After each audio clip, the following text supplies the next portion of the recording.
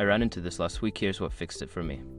Adding a credit card to your Stash account is straightforward if you follow these steps. Step 1. Open the Stash app. Launch the Stash app on your mobile device. Make sure you're logged into your account to access the necessary features. Step 2. Navigate to account settings. Once you're in that, tap on the profile icon or the settings gear in the top corner. This will take you to your account settings. Step 3. Select payment methods.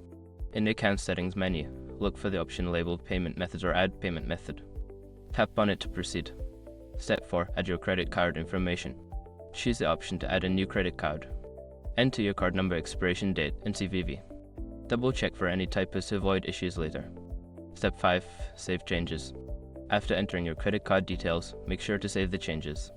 You might see a confirmation screen. Ensure everything looks correct before confirming. If you miss the save button, your card won't be added and you will have to start over.